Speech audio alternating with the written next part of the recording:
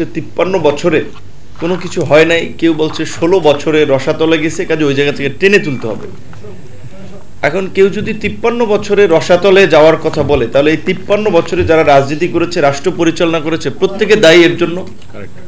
এখন ধরেন মানে আমরা সবাই ফ্যাসিবাদের বিরুদ্ধে বিদ্রোহী বিপ্লবী মানুষ, সো ফ্যাসিবাদের 14 গোষ্ঠী উদ্ধার করে কথা বললে তালি পাওয়া যায়, সবাই বাহাবা দেয়। কিন্তু বাংলাদেশের সংকটটা তো গত 16 বছরে কেবলমাত্র আসলে তৈরি হয়নি। বাংলাদেশের জন্মলগ্ন থেকেই বাংলাদেশ একটা সংকটের মধ্যে দিয়ে অতিক্রম করেছে।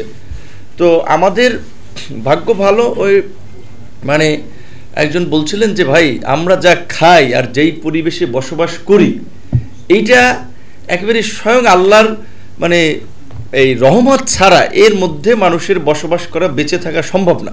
মানে কোভিডের সময় আমাদের একজন বলছিলেন, কারণ দেখছেন ইউরোপ আমেরিকা বাইরের দেশগুলোতে হাতে মাস্ক, এই মুখে মাস্ক, গ্লোভস, তারপরে আপনার কত ধরনের প্রোটেকশন। বাংলাদেশের মানুষ আমরা কোভিডের মধ্যে কী প্রোটেকশন নিয়েছি? ইভেন গ্রামের মানুষ, শহরের মানুষ, মধ্যবিত্ত নিম্নবিত্ত কয়জনে মাস্ক কিনতে পারতো, কয়জনে অন্যান্য প্রোটেকশনগুলো ইউজ করতে পারতো, স্যানিটাইজ। তো এর মধ্যে দিয়ে আমরা কিন্তু খুব বেশি আক্রান্ত হইনি। অনেক বলছে যে মাছ যে পরিমাণ ফরমালিন খাওয়ার ফলে আমাদের যে প্রোটেকশন ক্ষমতা তৈরি হয়েছে, কিংবা ভেজাল খেয়ে কাজে ছোটোখাটো ভাইরাস টাইরাস আমাদের কিছু করতে পারবে না। তাহলে ওই যে আমরা এই ভেজালের মধ্যে দিয়ে এই পর্যন্ত আসছি, প্রত্যেকটা স্তরে স্তরে ভেজাল দূষণ। দেখেন একজন একটা গল্প লিখছে ফেসবুকে যে আপনার শামসু ভাই দুধ বেচে 8 কেজি দুধ 8 লিটার দুধ 2 লিটার পানি দিয়ে 10 লিটার বানায়। যে নাজিম ভাইয়ের মাছ বেচে, সে হচ্ছে আপনার মাছে ফরমালিন দিয়ে মাছ দিনের পর দিন বেচে। ডাক্তার সাহেব তার ছেলে মাছ ভালোবাসে, দুধ খায়, ওই দুধ কেনে, ওই মাছ কেনে। আবার ডাক্তার সাহেবের কাছে যখন এই নাজিম ভাই শামসু ভাইরা যায়, তাদের প্রেসক্রিপশনে লিখে দেয় বুয়া কোম্পানির ওষুধ, যেই কোম্পানির কমিশন বেশি দেয়, টেস্ট লাগে না, একটার জায়গায় 2টা। যদিও আসিফ নজরুল সাহেব দেখলাম দুঃখ প্রকাশ করছে কথা বলতে গিয়েও, তো যেই কথায় দুঃখ প্রকাশ করা লাগে সেরকম কথা না বলাই বোধহয় ভালো। আর একজন উপদেষ্টা কথা বলে স্থির থাকতে পারবে না, কারণ তিনি তো মিথ্যা কথা বলেন নাই, অসৎ কিছু বলেন নাই। জাফরুল্লাহ চৌধুরী আজকে আমাদের মাঝে নাই, উনি একজন ডাক্তার, উনি বলেছিলেন অনেক আলোচনায়, এমনকি সর্বশেষ যে এই ডামি নির্বাচনে বিএসএমইউ বঙ্গবন্ধু শেখ মুজিব মেডিকেল বিশ্ববিদ্যালয়ের যে ভাইস চ্যান্সেলর ছিলেন অধ্যাপক প্রাণগোপাল দত্ত, উনি নিজে বলেছেন যে ডাক্তাররা যদি কমিশন না খায়, পরীক্ষা নিরীক্ষার খরচ 60% কমে যাবে। এটা বলছে বিএসএমইউর একটা সেমিনারে।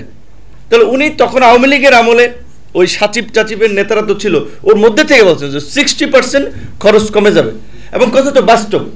জাফরুল্লাহ চৌধুরী একটা ওষুধ নীতি করেছিলেন এরশাদ সরকারের সময়, স্বৈরাচার আমলের সময়, যেই ঔষধ নীতির ফলে বাংলাদেশের ওষুধ আজকে পৃথিবীর প্রায় আপনার শতাধিক দেশে রপ্তানি হয়, এবং একমাত্র আমরা সম্ভবত ওষুধের দিক থেকে স্বয়ংসম্পূর্ণ। হাতে গোনা আপনার 4 থেকে 5টা আইটেমের ব্যতীত আমাদের ওষুধ বাইরে থেকে আমদানি করা লাগে না। তো ওষুধ নীতি ওনার এই প্রচেষ্টা বিকশিত হয়েছে, কিন্তু সেটা করতে গিয়ে কিন্তু উনি বিএমএ বাংলাদেশ মেডিকেল অ্যাসোসিয়েশন থেকে আজীবন শত্রু হিসেবে চিহ্নিত হয়েছিলেন। ওনার সদস্যপদ প্রত্যাহার করেছে, ওনার এই গণস্বাস্থ্যে আগুন দেওয়া হয়েছে, ওনাকে দেশদ্রোহী হিসেবে চিহ্নিত করেছিল সমস্ত মাফিয়ারা, যারা বাইরের এই ঔষধ ব্যবসার সিন্ডিকেট নিয়ন্ত্রণ করত। তো আজকে এই স্বাস্থ্য সেবায় এখন যে আমাদের মতো একটা ওভার পপুলেটেড কান্ট্রি, আমাদের যে পরীক্ষা নিরীক্ষার খরচ এবং সবচেয়ে মানুষের ভোগান্তি, প্র্যাকটিক্যাল একটা উদাহরণ দেই আপনাদেরকে। সেদিন আমি রাজশাহী থেকে আসতেছিলাম, একটা ট্রেনের কামরায় 4টা স্লিপিং বেড, ঈশ্বরদীর থেকে এক ভদ্র মহিলাকে নিয়ে ওঠা হয়েছে, যে উনি খুবই অসুস্থ, আমার ছিল নিচের তলায়, এখন তাহলে ওই মহিলা উপর তলা উঠতে হবে, আর অসুস্থ মানুষ, বয়স্ক মানুষ, উনি তো উঠতে পারবে না। পরে আমরা নিচে ওনাকে ব্যবস্থা করালাম। ওনার সাথে একজন মহিলা আরও 2জন পুরুষ, তারা ছেলের বউ। কেন? সে ট্রিটমেন্ট করতে আসছে ঢাকায়, তাদের জন্য আসছে। তাদের যদি ঢাকায় বাসা নাই, থাকবে কোনো আত্মীয়ের বাসায় অথবা কোনো হোটেলে, পরীক্ষা নিরীক্ষা করতে যাবে, একজনের সাথে 2জন যাবে, কতগুলো মানুষের আর্থিক ব্যয়, শারীরিক মানসিক কষ্ট, ওইদিকে বাড়িতে যদি কৃষিকাজ করে ওইখানে হ্যাম্পার। তাহলে দেখেন চিকিৎসা নিতে এসে কত দিক থেকে মানুষ ক্ষতিগ্রস্ত হচ্ছে। তারপর আবার ঢাকা মেডিকেলে কিংবা বিএসএমই সরকারি হসপিটালগুলোতে চিকিৎসা পেতে পেতে জুতা স্যান্ডেল ক্ষয়, তারপর আবার পরিচিত লোকজন না থাকলে সিট মিট মেলে না, ভর্তির ডেট পাওয়া যায় না, তাহলে এই মানুষগুলো কোথায় চিকিৎসা করাবে? এইটা নিয়ে কেউ ভাবে? কয়টা মানুষ কথা বলেছে? এই ইন্টারিম সরকার 10টা বিভাগে যদি আইসা ধরেন 1000 কোটি টাকা করে 10,000 কোটি টাকা বরাদ্দ দিয়ে দিত যে আমি 10টা বিভাগীয় পর্যায়ে মানসম্মত চিকিৎসা সেবা নিশ্চিত করতে চাই, এই যে ডক্টর ইউনূসের জন্য ইতিহাস হতো, মানুষের মুখে মুখে থাকতো যে ডক্টর ইউনূস এটা করে গেছে, এই ধরনের কোনো পরিবর্তন আপনারা লক্ষ্য করেছেন? কিংবা আপনারা জনপ্রশাসন আপনারা যদি দেখতেন যে না, ইউনূস সাহেবের কাছে গেলে নাগরিক হিসেবে আমরা যে নাগরিক মর্যাদার জন্য লড়াই করেছি, বৈষম্য নিরসনের জন্য, যে আপনি ইউনো অফিসে যাচ্ছেন একজন নাগরিক হিসেবে, এসিল্যান্ডের কাছে যাচ্ছেন, আপনি একটু সম্মানের সহিত তার কাছে একটা বিহেভ পাচ্ছেন। আপনার আম পাবলিকের পাত্তা আছে ইউনো কিংবা এসিল্যান্ডের কাছে, মেম্বার চেয়ারম্যানদের অনেক ক্ষেত্রে পাত্তা নাই, যদিও তারা ইউনিয়ন পরিষদের নির্বাচিত প্রতিনিধি। তাহলে আমরা যদি দেখতাম যে এই জনপ্রশাসনকে জনবান্ধব করা হয়েছে, যে প্রকৃত অর্থে যে তারা প্রজাতন্ত্রের সেবক, সেটা একটা ইউনূস সরকার এসে একটা বিশাল চেঞ্জ করেছে, মানুষ সন্তুষ্ট তো না। থানা পুলিশে যাইতে এখন ভয় নেই, থানা পুলিশে, ইউনো অফিসে, ভূমি অফিসে এখন দালাল নাই, এখন ঘুষখোর নাই। এই ধরনের কোনো পরিবর্তন হয়েছে? তো মানুষ যে আমরা গত 1 বছর ধরে যে সংস্কারের জন্য চিল্লাইলাম, পত্র পত্রিকায় টক শোতে কত ধরনের গলাবাজি, লেখালেখি, সংস্কারটা 1 বছর কি হয়েছে আপনারা লক্ষ্য করছেন? কিছু হয় নাই। খুবই আমরা যেটা বলে 1 বছর পরে আক্ষেপ নিয়ে বলতে হচ্ছে, এই রকমের একজন বিশ্ব বরেণ্য পণ্ডিত মানুষ, যার গ্রামীণ ব্যাংকের ফর্মুলায় দারিদ্র্য দূরীকরণের আপনার ক্রাইটেরিয়া সে নোবেল পেল শান্তিতে, তিনি রাষ্ট্র পরিচালনার দায়িত্ব পেয়েছেন। রাষ্ট্রের দারিদ্র্য দূরীকরণ, বৈষম্য দূরীকরণ, মানুষের অধিকার নিশ্চিত করার জন্য তার কি শক্ত পদক্ষেপ দেখেছেন। বরঞ্চ বাংলাদেশের ইতিহাসে বোধহয় সবচেয়ে জনসমর্থিত একটা সরকার এবং সবচেয়ে একটা দুর্বল সরকার, যারা ফেসবুকের সাইবার সন্ত্রাসীদের হুমকিতে পুলিশের প্রশাসনের কর্তাদের রদবদল করে, বিভিন্ন মানুষকে গ্রেপ্তার করে, ডিজিটাল মব, অফলাইন মবের কারণে বিভিন্ন মানুষকে মামলার আসামি করছে, গ্রেপ্তার করছে, হয়রানি করছে। এইটা কি আমরা এই ধরনের একটা সরকারের দ্বারা চেয়েছিলাম? তো আজকে এই যে আপনারা হেডলাইনের যে আলোচনা করেছেন, এটা খুব প্রাসঙ্গিক ছিল।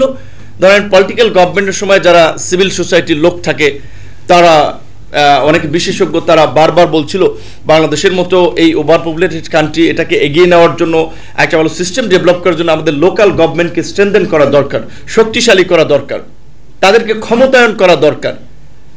1 বছরে এই সরকার আসলো, তা এটা দামি নির্বাচন, বিতর্কিত নির্বাচন, বিনা ভোটের নির্বাচন, তাদেরকে আপনার পৌরসভা, উপজেলা, সিটি কর্পোরেশন বিভিন্ন প্রতিনিধিদেরকে স্যাক করলো। স্যাক করার পরে এই যে একটা বিশাল পরিসর, আপনারা মেম্বারে আছেন 55,000 প্রায়, লোকাল প্রতিনিধি মোট মিলে 60,000 প্রতিনিধি।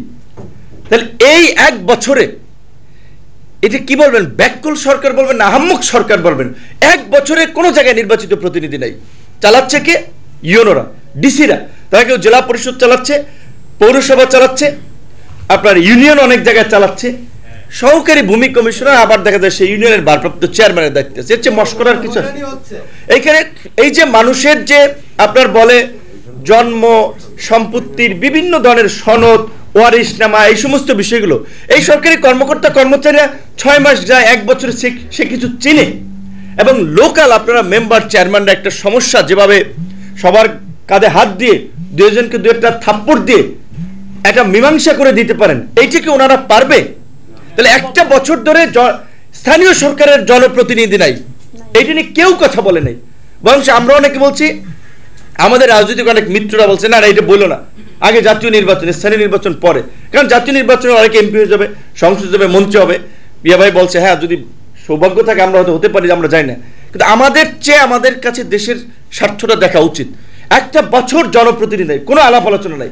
এবং যে বিধানটা করলো বা আগেও যেটা ছিল প্রশাসক দিয়ে, সামনে নির্বাচিত সরকারও দেখবেন পছন্দ হবে না, অনেক জায়গায় নির্বাচন, প্রতিপক্ষ মামলা দিয়ে জেলে থাকবে, দৌড়ের উপরে থাকবে, প্রশাসক দিয়ে চালাবে। এই যে একটা প্র্যাকটিস শুরু হয়েছে, এক্সাম্পল, এটা খুব ভালো এক্সাম্পল হলো না। আমরা বারবার বলছিলাম যে স্থানীয় নির্বাচনটা দেন।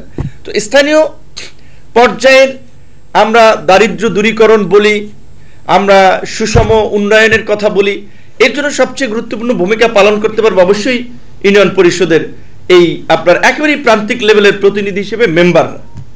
এখন ওই যে প্রিন্স ভাই